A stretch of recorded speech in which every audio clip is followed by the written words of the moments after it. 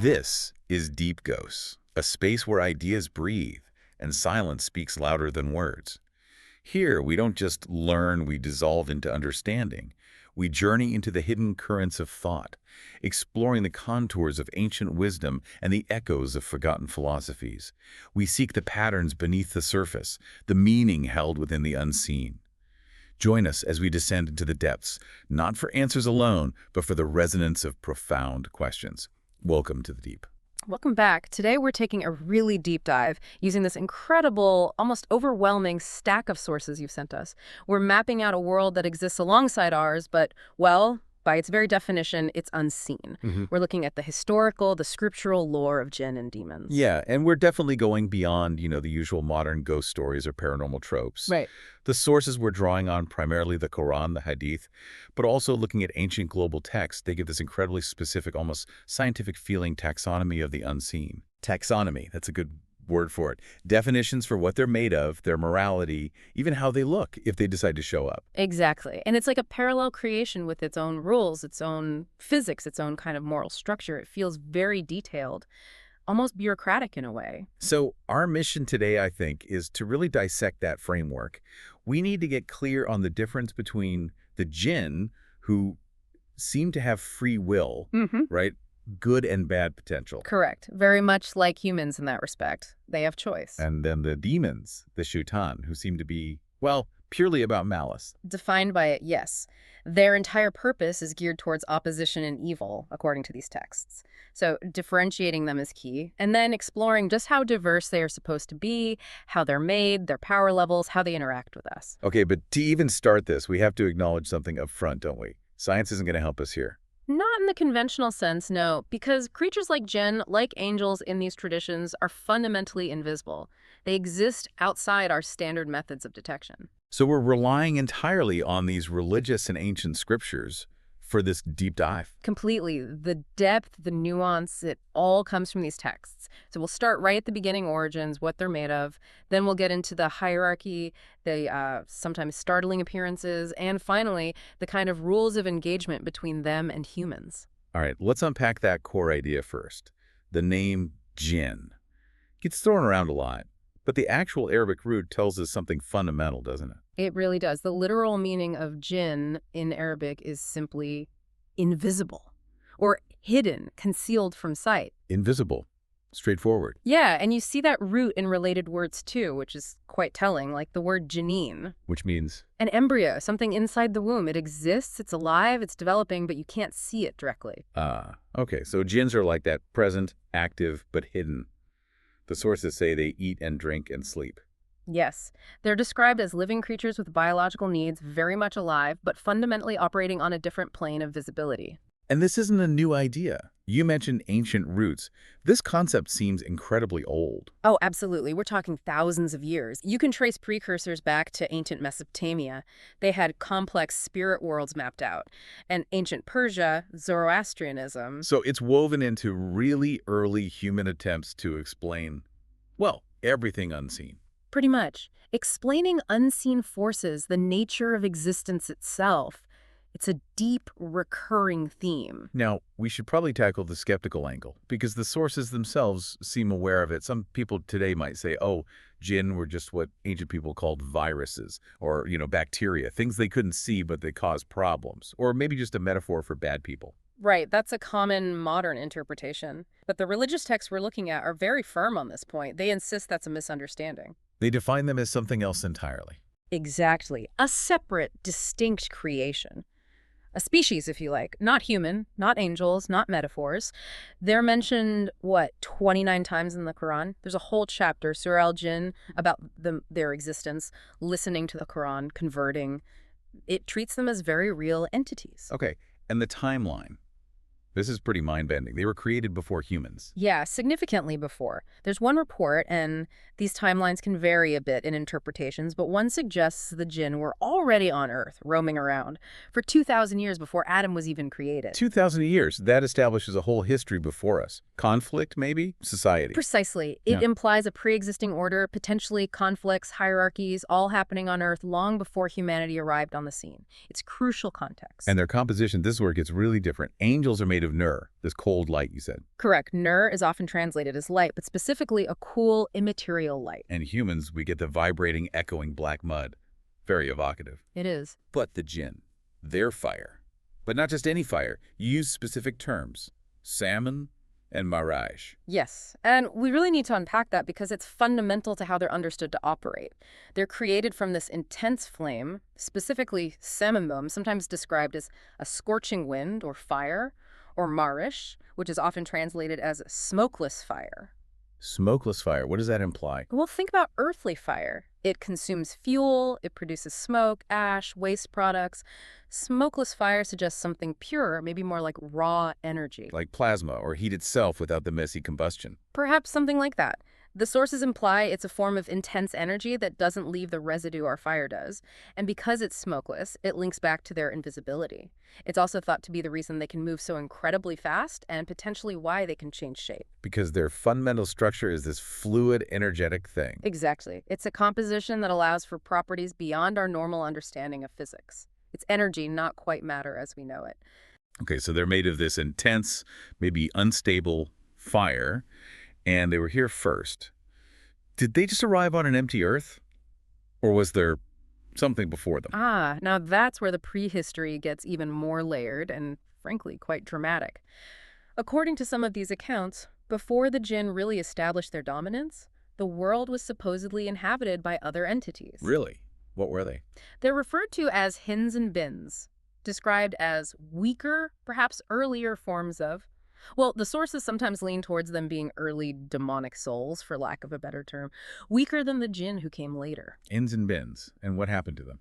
Well, the accounts are pretty stark. The Jinn replaced them violently. It killed them all. That's what's reported. The Jinn basically wiped out the hins and bins to take over the earth. Wow. So there was this primordial conflict, a kind of celestial level turf war that set the stage long before humans. A very brutal one. And interestingly, this very act, the Jinn killing off their predecessors, is cited in some sources as the reason the angels were concerned when the Creator announced the intention to place humanity on Earth. They said something like, why create another creature that will shed blood and cause mischief? Exactly. They'd seen it happen before with the Jinn, and the Jinn, having won this war, apparently started to see themselves as the rightful, earned rules of the world. They'd conquered it. But they didn't last, did it? Pride comes before a fall, even for fire beings. It seems so. History repeats, as you say. The Jinn themselves, over time, became rebellious and corrupt. There was widespread mischief and bloodshed among them. So they had to be brought into line. Yes, a higher power had to intervene. It's reported that a particularly pious and powerful Jinn figure, who was later identified with Iblis, before his fall had actually spent time among the angels. He was then sent back down to Earth, leading an army of angels. To police his own kind. Essentially, yes, to enforce celestial law. They fought the rebellious Jinn and forced them into exile, pushed them out to remote islands, deep forests, uninhabited places. So this cycle of replacement, rebellion, and then divine or angelic intervention, it all happened before Adam's story even begins. It establishes this deep, ancient history of conflict, pride, and consequence on Earth, setting a dramatic backdrop for the arrival of humanity. Okay, so we have their fiery origin, this long, unstable history. Now, let's get to that absolutely critical distinction you mentioned. Yeah. The moral difference between a jinn and a demon, or shaitan. People mix these up all the time. They do, and it's probably the most important clarification the sources make. The fundamental difference boils down to free will versus fixed purpose. Okay, explain that. The Jinn, the general category, are described as being much closer to humans in their moral capacity.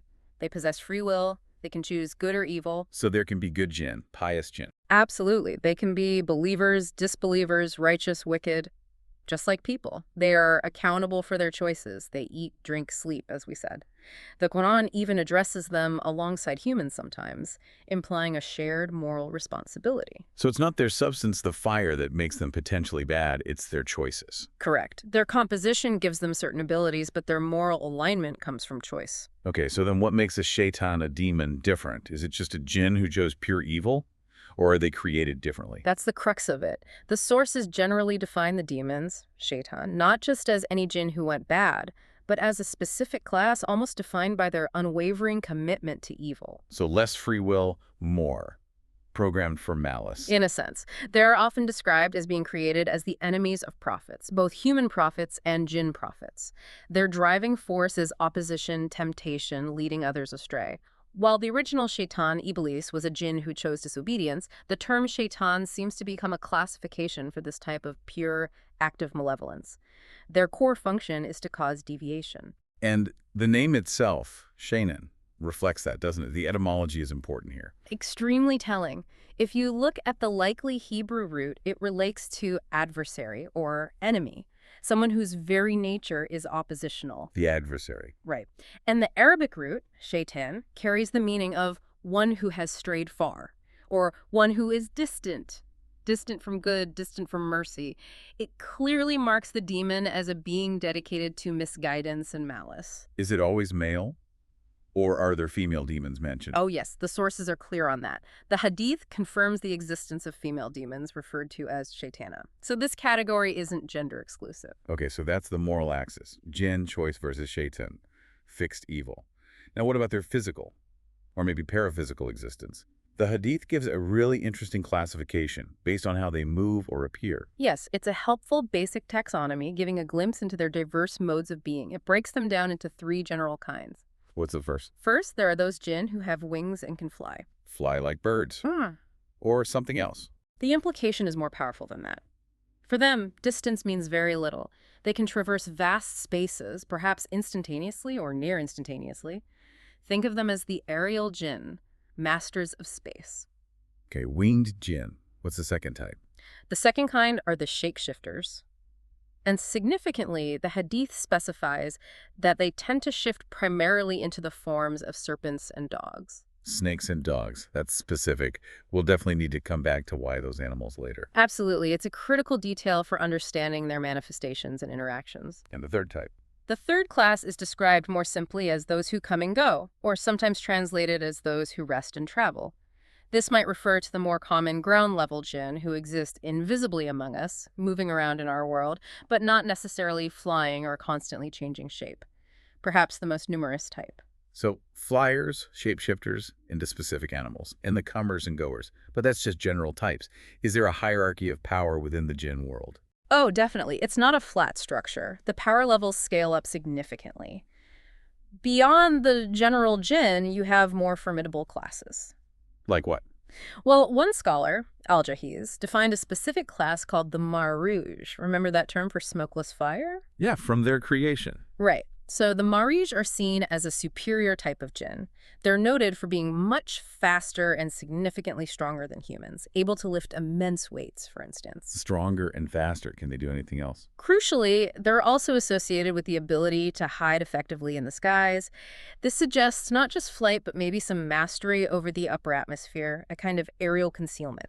Okay, so Marij are a step up. Is that the top? Or Yeah. does it go higher? It goes higher.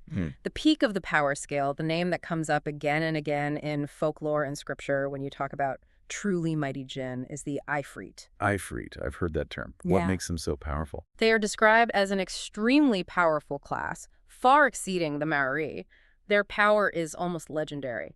The classic example, the one everyone points to, comes from the stories of King Solomon, or Suleiman. Ah, Solomon's court. He was said to command jinn, right? Exactly. He had authority over them. And the story goes, he needed the massive throne of the Queen of Sheba, Bilqis, brought to his court in Jerusalem, a huge, heavy, ornate object located far away. Okay, so who offered to get it? First, one of the Maori jinn likely offered, but then an Ifrit stepped forward, and his claim was astonishing. He didn't just say, I can bring it. He gave a time frame that basically defied physics as we know it. What did he say? He said, I will bring it to you before you rise from your place. Before Solomon could even stand up. Before he could stand up. That's Yeah. instantaneous, or near enough. For a massive throne across hundreds of miles. Precisely. It implies not just speed, but an ability to manipulate space, time, matter itself. Perhaps dematerialization and rematerialization on a grand scale. It shows the immense power attributed to the Ifrit mastery over the very samming fire they're made of. That kind of power. Yeah. It makes Solomon's ability to control them seem even more incredible. Absolutely. It underscores why controlling such beings was considered a miraculous sign of his prophethood and authority. The Ifrit represents the apex predator, in a sense, of the Jinn world in terms of raw power. Wow. Okay, so you got origins, morality, types, power levels. Now let's get visual. What do they actually look like if they choose to become visible? You said the source is stress diversity. Huge diversity. It's like trying to describe the entire animal kingdom with one description. You just can't. They aren't monolithic. So no single default Jinn appearance. Not at all. And remember, their default state is invisible. But even among the invisible ones, there are descriptions. One suggests that some possess such marvelous beauty that if a human saw them, the sheer intensity of it would make us forget our entire concept of what beauty even means. Like you would just override our aesthetic sense completely. That's the implication. A level of beauty literally incomprehensible to us. But, okay, what about when they do choose to manifest in a way we can perceive? Not necessarily beautiful, just visible. Then we get these really strange, almost elemental descriptions. They seem to blend energy and form.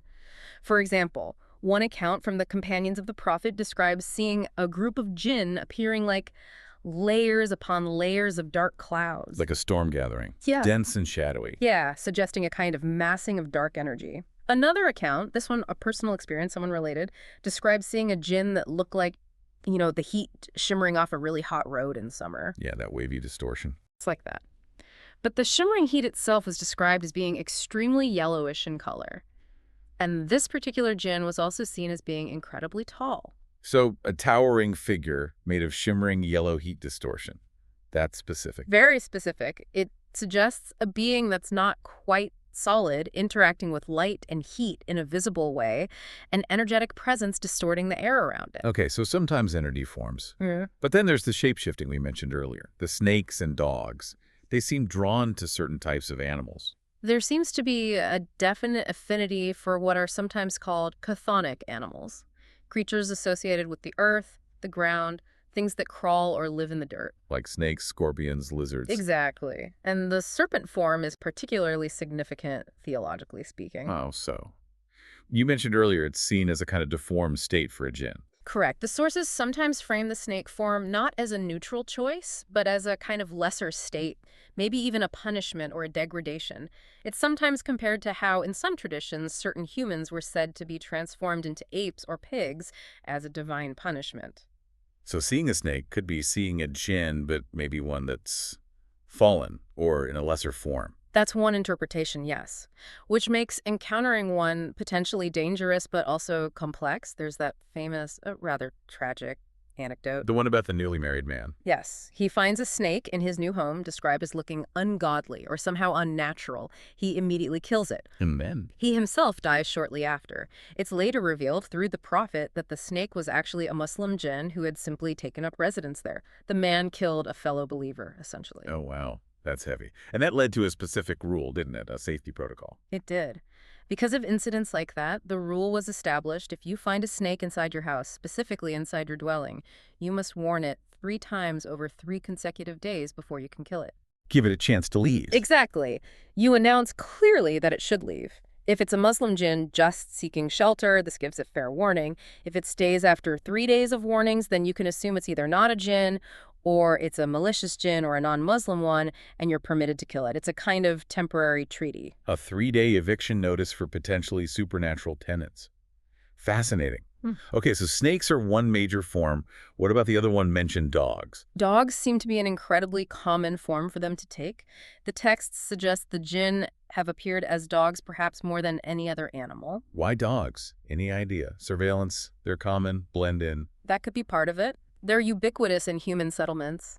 It might allow for easy movement, observation. We even have this really strange observation recorded. Go on.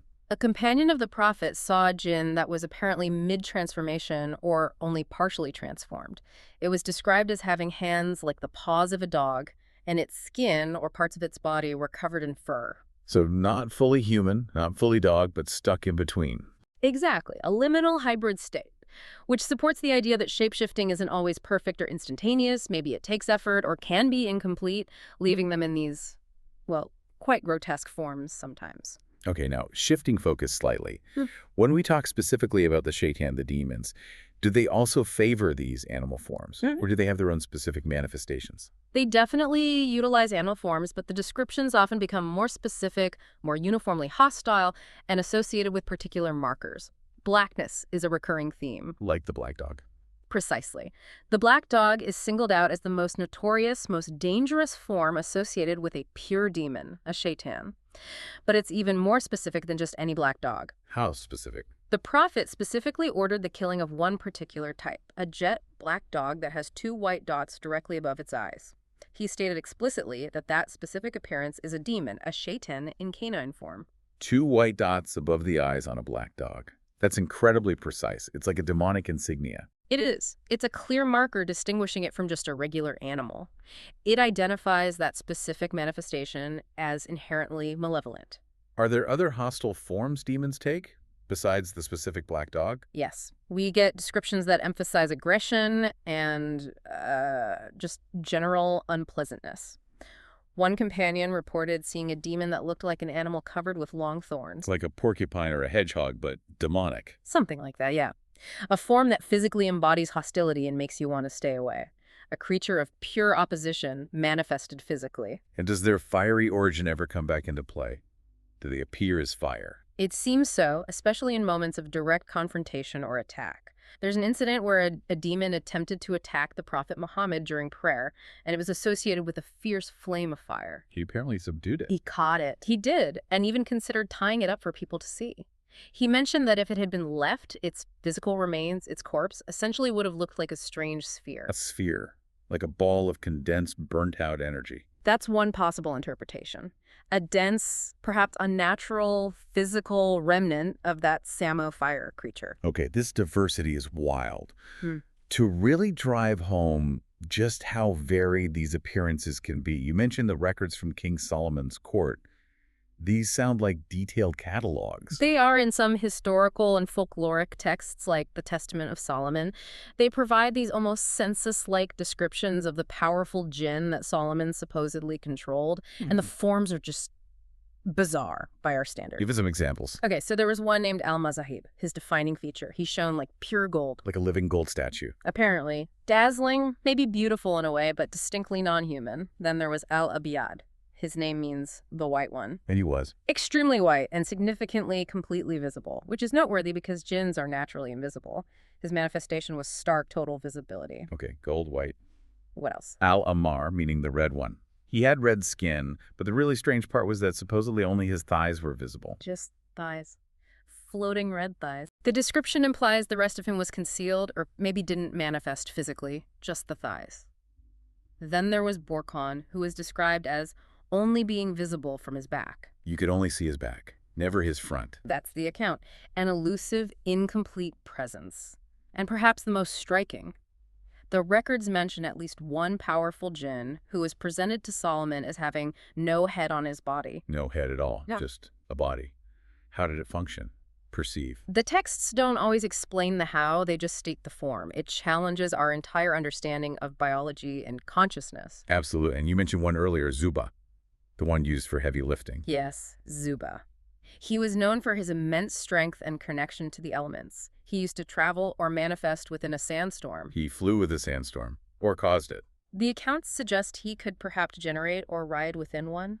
He was one of the powerful Ifrit-class jinn constrained by Solomon for major construction projects. Like what? He was tasked with lifting a particularly massive cornerstone for the temple, one too heavy even for other powerful jinn.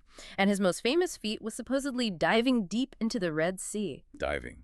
Jinn can go underwater. Apparently so, especially the powerful ones. Solomon commanded Zuba to retrieve a specific rare pillar made of a unique purple stone that was lost or hidden beneath the sea. Diving into the crushing depths to retrieve a massive stone pillar that requires incredible power over pressure, water, everything. Exactly. These anecdotes from Solomon's court, whether you take them literally or allegorically, serve to illustrate the extreme range of forms and abilities attributed to these beings, from shining gold to headless bodies to masters of sandstorms and deep-sea retrieval, far beyond simple ghosts or goblins. Okay, so the critical point here is interaction.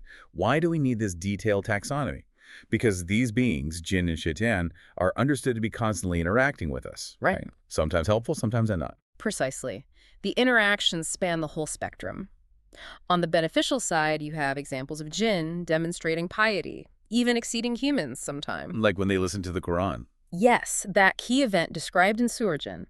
Groups of jinn overheard the prophet reciting the Quran, were deeply moved by it, and converted to Islam. There's another story where the prophet recited Surah Ar-Rahman, which repeatedly asks, "Which of the favors of your Lord will you deny?" Mm-hmm. The human companions were silent, but the jinn who were present reportedly responded after each verse, saying something like, "We deny none of your favors, O Lord, praise be to you," showing profound recognition and piety. And then there's Prophet Suleiman actually ruling over them. That's a very direct, structured interaction. Very structured, he was explicitly granted command over them, using their immense power for tasks like construction, building temples, palaces, and also for deep-sea diving, retrieving pearls and treasures, as mentioned in the Quran, Surah Sa'ad. It was utilitarian. It wasn't just command, though. There was communication, too. You mentioned a story, Kurafa. Ah, yes, Kurafa. It's a fascinating historical anecdote. He was supposedly a man from a particular Arab tribe who was abducted by jinn. Kidnapped by jinn. What happened? He apparently lived among them for a time, saw their world, their ways. When he eventually returned to his people, he told these incredible, outlandish stories about his experiences. Things nobody could believe. Exactly. His tales were so strange, so fantastical, that his name, Kurafa, became synonymous with unbelievable stories. To this day, in Arabic, Kurafa, or Kurafat, means a myth, a fable, an old wives' tale. It shows this deep historical link between encounters with the unseen and the very origins of folklore and mythology. Wow. So that's the potentially neutral or positive side. Yeah. But then there's the shaitan, the demons. Their interactions sound much more insidious, especially when we're vulnerable, like sleeping. Yes, the sources detail very specific ways demons interact with sleeping humans, primarily aimed at hindering worship and causing spiritual laziness. One method described is the demon tying 3 knots at the back of a person's head while they sleep. 3 knots. What's the effect? Each knot supposedly carries a suggestion, like, "You have a long night ahead, so sleep." The overall effect attributed to these knots is a heavy feeling, intense drowsiness, making it incredibly difficult for the person to wake up, especially for the dawn prayer. It's targeted spiritual sabotage. Just making you too lazy and sleepy to worship. Yeah. And that's not the only thing they do during sleep. No. Another reported interaction is a demon literally taking up residence in the upper part of a person's nostril while they sleep. In the nostril. Why? The texts don't always give the why beyond general mischief, but the prescribed countermeasure is significant. Upon waking, one should cleanse the nose with water, usually 3 times, as part of ablution. This act is seen as physically and ritually expelling the demon that may have lodged there overnight. So basic hygiene becomes a form of spiritual defense. Very much so. There's a strong link between physical purity and protection from these unseen negative influences. And this influence isn't just personal, it extends to places. Homes can become vulnerable. Yes, definitely. There are reports stating that demons tend to take over or inhabit houses, particularly those where a certain number of people live, sometimes specified as 3 or 5, if the residents neglect their prayers and don't make the call to prayer a ton. Like a spiritual vacuum attracts them. That's the idea. A lack of active spiritual practice and remembrance of God creates an environment where they feel comfortable or can exert more influence. Location and timing matter too. So The Prophet Muhammad reportedly warned that great strife and sedition, fitna, would arise from the east, associating that direction metaphorically with the horn of Shaitan or a demonic century. There's also a very specific practical prohibition against sitting in a place that is half in sunlight and half in shade. half sun, half shade. Why? That seems oddly specific. It is. The reason given is that this precise liminal space, neither fully light nor fully dark, is the preferred sitting place of the Shaitan. So you're advised to sit either fully in the sun or fully in the shade, avoiding that ambiguous boundary. Okay, another major area of interaction, almost a battleground, is the sky itself, isn't it? Demons trying to steal information. Yes, this is a recurring theme. The Shaitan, the rebellious jinn and demons, are described as constantly trying to ascend to the lower heavens to eavesdrop on the angels. What are they trying to hear? Decrees about the future, news of upcoming events, divine plans being discussed among the angelic host. And can they succeed? They try to listen by stealth, but the heavens are guarded. If they get too close or manage to snatch a fragment of information, they are immediately bombarded by burning projectiles, often described as shooting stars or meteorites shihab. So meteorites are like celestial defenses against eavesdropping demons. That's the explicit connection made in the sources. Yes, a cosmic security system. What happens if one does manage to hear something before getting hit? If a demon successfully steals even a single word of truth, it doesn't just report it accurately. It rushes down to us human allies, pagan priests, soothsayers, fortune tellers, and whispers that one truth, but mixes it with 100 lies. 100 lies for every one truth. Why? To create maximum confusion, deception, and misguidance among humans, people might believe the soothsayer because of that one kernel of truth that comes to pass, but they swallow 99 falsehoods along with it. It's a strategy of disinformation. And this whole eavesdropping operation changed after the Prophet Muhammad received his mission. Drastically, yes. The jinn themselves reported this. After prophethood began, the heavens became much more heavily guarded. They found they could no longer get close enough to listen as they used to, and the burning stones were employed much more frequently and effectively against them. It signaled a new dispensation, closing off that channel of illicit information. Fascinating. Okay, last part of interactions. The day-to-day rules, practical stuff. You mentioned earlier the jinn eat. What do they eat, and how does that affect humans? The prophet specified their provisions, and it directly impacts human hygiene practices. For the believing jinn, their designated food is every bone from an animal that has been slaughtered according to halal principles with God's name mentioned over it. Bones. Just bones. Yes, but the sources add a miraculous element. When their hands touch the bone, meat supposedly reappears on it, or the amount increases, ensuring they have sustenance. Okay, bones for the jinn. What about their animals? Do jinn have livestock? Apparently so. Their animals' designated food is the dung or droppings of camels or other split-hoofed animals like cattle, sheep, goats. Animal droppings, okay. Yeah. So how does this affect humans? Because these specific things, bones from halal meat and certain types of animal dung or the jinn's food source, humans are explicitly forbidden from using these substances for cleaning themselves, particularly after using the restroom, istinja. You can't use bones or dung to clean yourself. Correct. Out of respect for the jinn and their animals' provisions, it's a practical rule reinforcing the idea that we share this world with an unseen creation whose needs must be acknowledged even in mundane matters like hygiene. That's a really practical, almost ecological consideration for a parallel dimension.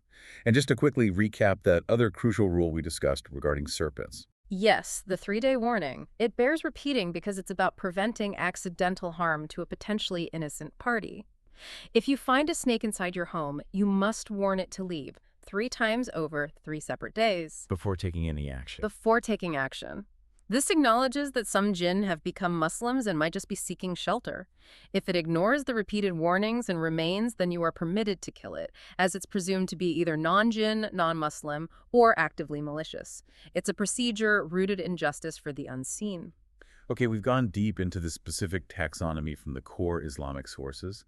But what's really striking, philosophically maybe, is how this idea, an invisible entity, often hostile echoes everywhere, across cultures and millennia. It's profoundly universal, isn't it? The need to name and categorize unseen forces, especially those perceived as malevolent. We're talking concepts that, as you said, go back at least 5,000 years to ancient Mesopotamia. They had incredibly detailed lists and descriptions of various spirits and demons causing trouble. And the ancient Egyptians, too. Very much so. They spoke of the invisible ones who strayed, entities they blamed for specific misfortunes like illness, plagues, bad luck, and they developed elaborate spells and rituals specifically for protection against these beings. You mentioned something fascinating about the Egyptian language itself, a connection between demon and God. Yes, it's a linguistic curiosity where in some contexts the same word could apparently refer to a potentially harmful spirit or demon and also to a worshipped lord or a powerful divine entity. What does that imply? Fear and reverence mixed together? It's just a really complex relationship. These powerful unseen forces weren't just things to be banished, they commanded a degree of respect, maybe even appeasement or worship, because of their perceived power over human affairs. A kind of fearful reverence. Moving eastwards, toward Persia and India, Zoroastrianism had its own powerful demonic figures, right? Oh yes, a very strong dualistic cosmology. This gave us the term Daiva. It originally meant god or celestial being in older Indo-Iranian languages, but in Zoroastrianism, it came to mean demon, a powerful evil spirit opposing the supreme good deity. And that word Daiva survived. It did. It's the root of the word deo, or dev, used in Hindi, Urdu, and other languages in the Indian subcontinent, often referring to a giant, a daemon, or a powerful supernatural being. The Daivas in Persian lore were considered physically immense and formidable. Like the white demon Rustam fought. Exactly, the Divi Sepid from the epic Shahnameh. Defeating him was one of the hero Rustam's greatest feats, highlighting the perceived physical threat these beings represented. And it's not just the major ancient civilizations. You mentioned the Inuit. How detailed are their beliefs? Astonishingly detailed. Anthropologists studying Inuit traditions have documented descriptions of more than 3,500 distinct types of demons or harmful spirits. 3,500. In the Arctic, yes. Which really underscores that this isn't just about large agricultural societies. Wherever humans face the unknown, the potentially hostile forces of nature or misfortune, there seems to be this deep-seated need to categorize, name, and understand the perceived sources of that hostility, often in incredibly intricate detail. Any other specific cultural examples? Africa? Jewish tradition? Well, certain African traditions speak of powerful orders of hostile spirits, sometimes referred to by names like Halfa and Malfa. Again, named categories, hierarchies. In Jewish Talmudic literature, you find figures like Ashmedai or Asmodeus, often considered a king or prince among demons. Ashmedai? Wasn't he linked to Solomon too? And Noah's flood? Yes, some legends connect him with Solomon, sometimes outwitting him temporarily. And there are tales claiming he was ancient enough to have witnessed Noah's flood, emphasizing the immense age and continuity attributed to these beings. Talmudic lore also mentions very specific, almost mundane demons, like one said to sit in water pots and cause trouble for those who drink. So from cosmic battles to annoying spirits in your water pot, the spectrum is huge across cultures. It really is. Okay, last point here. Let's talk about the image most people in the West probably have. The red guy, pointy horns, goatee, trident. Where does that specific image come from? Because it doesn't sound much like smokeless fire or shimmering heat. That's a fascinating question of cultural syncretism. That popular image of the devil, used heavily in Christian art and folklore, and sometimes influencing modern Jewish depictions too, is largely borrowed from other, much older mythologies, primarily Greek. Borrowed. How? Well, take the goat-like features, the horns, the goatee, sometimes cloven hooves. That comes almost directly from Pan, the Greek god of the wild, shepherds, and rustic music, who had these features. Pan wasn't necessarily evil, was he? More wild, mischievous. Exactly. But his somewhat frightening animalistic appearance got mapped onto the concept of the Christian devil. The trident, that iconic three-pronged spear. Poseidon. Neptune. Precisely. The symbol of the Greek and Roman god of the sea. It somehow became associated with the ruler of hell. Even things like a fiery appearance or wild hair can sometimes be traced back to figures like the Egyptian dwarf god Bes, who was a protector deity but had a fierce, sometimes demonic look. So the popular image isn't really based on the theological descriptions from the primary texts we've been discussing, but more on recycling imagery from pagan gods. To a large extent, yes. It shows how visual culture works. While the theological concept of the adversary, the source of evil, might be rooted in Scripture, the visual language used to depict that adversary often pulls from readily available, powerful images from preceding or contemporary pagan cultures. It's a blend of theology and borrowed mythology. That's a really important context for understanding how these ideas evolve visually. Okay, let's try and wrap this incredibly detailed deep dive up. We've covered a massive amount of ground. The absolute core takeaway seems to be that crucial distinction. Jinn possess moral choice. They're like us in that way, capable of good and bad. They eat, sleep, convert. Whereas the shaitan, the demons, are presented as being fundamentally oriented towards evil, defined by enmity and temptation. That's the fundamental split. And flowing from that, the sheer diversity, we can't stress that enough. From the very specific markers of manifest demon, that black dog with the 2 white dots, all the way to these almost abstract energy forms like shimmering yellow heat giants or dark clouds, or the truly bizarre anatomical variations described in Solomon's court. Jinn made of gold or headless or only partly visible. Right. It's not one monster. It's an entire parallel ecosystem with its own rules, history, and incredible variety. Exactly. These texts didn't just invent a vague boogeyman. They constructed this sophisticated, intricate, fully operational, parallel creation. So what's the relevance for you listening to this? Why dive so deep into this specific lore? I think it shows how foundational these concepts of the invisible, the other, are across all of human history. Hmm. And these specific religious frameworks, like the ones we explored, they aren't just random stories. They were developed to structure reality, to manage fear, to explain things that couldn't otherwise be explained, and crucially, to provide actual practical rules for how to interact with this unseen dimension. Rules like knowing when demons might be active or where they might sit, or that 3-day warning for the snake in your house. They provide a kind of theological architecture for navigating a world perceived to be full of unseen forces. It speaks to this deep human need to impose order, to categorize chaos, even the chaos we can't see. A way to understand and manage the forces of disorder, absolutely. Which brings us to our final thought for you to mull over. We talked about the immense power of beings like the Ifrit, capable of teleporting thrones, or Zuba, controlling sandstorms and diving into the crushing depths of the ocean. These creatures are made of intense, invisible, smokeless fire. Beings that defy our physics. Yet the sources consistently say that figures like Solomon could command them, constrain them, force them into service. So the question to leave you with is this. What does it fundamentally mean to rule over, or to truly contain, a creature whose very essence is intangible energy, a being made of intense, invisible fire that operates outside our known material constraints? Consider that paradox, the containment of the uncontainable, until our next deep dive.